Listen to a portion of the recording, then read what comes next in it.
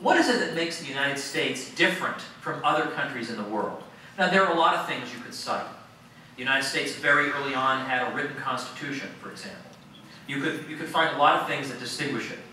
But what I want to point out in particular is that unlike France or Britain or many of the other countries of the world you might think of, the United States was not intended to be one giant blob.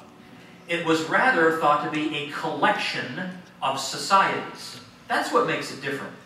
So you'll notice in the Constitution, for example, that the United States is always referred to in the plural. What do you think they're trying to emphasize there? That what makes the United States great is not that it's a great big thing. When I used to be a college professor, I was so surprised at how many of my students thought that what made America awesome was that we're so big. Canada's big. You know, Mexico's pretty big. The Soviet Union was huge. I don't want to live in the Soviet Union. China was not a fun place to live for much of the 20th century. It was as big as you could ask for. So there's obviously got to be more than that.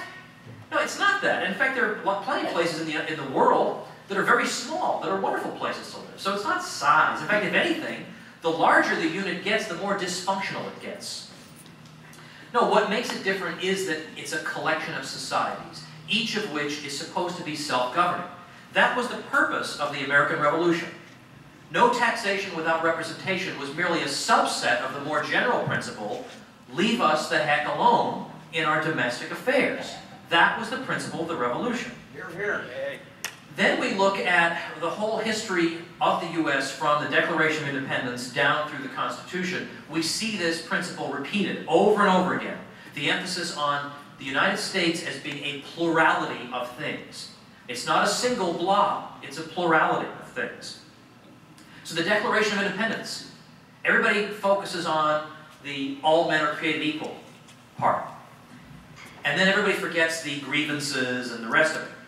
But what they especially forget is that at the end, it says that it refers to these states are declaring their independence, right? And that these states can do all the things that sovereign states may of right do. These states are and ought to be independent states.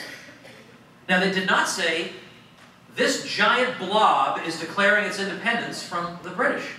There was no such thing. There was no giant blob. It was a collection of societies. That year, 1776, was the year that the colonists decided, or at that point they were on the verge of becoming independent, they were deciding on the laws pertaining to treason. And they decided that the laws pertaining to treason would be perceived as being, or the crime of treason would be perceived as being perpetrated not against a giant blob called the United States, but against the individual states themselves, because those are the constituent parts of the United States. We see the states exercising powers that belong to sovereignty very early on, even during the Revolution. Massachusetts and Connecticut and South Carolina all outfitted ships to cruise against the British. It was the troops of Connecticut that took Ticonderoga, and the executive of New Hampshire was authorized to issue letters of marque and reprisal. These are all powers that are attributes of sovereignty. Then, when the Treaty of Paris establishes peace between Americans and the British, it does not say the British hereby acknowledge the independence of a giant blob. We are recognizing the independence of, and then they list all the states. And if you look at various treaties that were entered into at that time with Sweden and with other countries, they all acknowledge the independent states. Then the Articles of Confederation that was written in 1776 and then into 1777, sent out, and then finally not fully approved until 1781. Articles of Confederation, Article 2 says that the states retain their sovereignty, freedom, and independence. Now, my dictionary indicates that if somebody retains something, they must have had it to begin with. So they must have had their sovereignty, freedom, and independence. Now, and then we look at the ratification of the Constitution. Did we have a vote of one giant blob to decide whether or not to ratify the Constitution? No. We went to every single constituent society. Every single state had its say in whether or not it wanted to ratify the Constitution. Now, why do I say all this? The point of all this is twofold. One, to emphasize to you the uniqueness of the United States. It is so easy to talk about American exceptionalism and America's awesome, and then to act as if the United States is actually no different from any other country. It is different in this very important way. And secondly, you'll see the connection between this and nullification. Because now we get to the question of sovereignty. Where does sovereignty reside in this system? Now, what is sovereignty? We say somebody or something is sovereign if it can make a decision and its word is final. So a colony is not sovereign because the mother country can always intervene. But in the American case, where is sovereignty? Is sovereignty in the U.S. government? No. Is sovereignty in the state governments? No. The sovereignty is in the peoples of the states. The old world model of Europe that Americans left behind held that the good King Charles is our sovereign, or the government is the sovereign. But the American view is that no government is sovereign.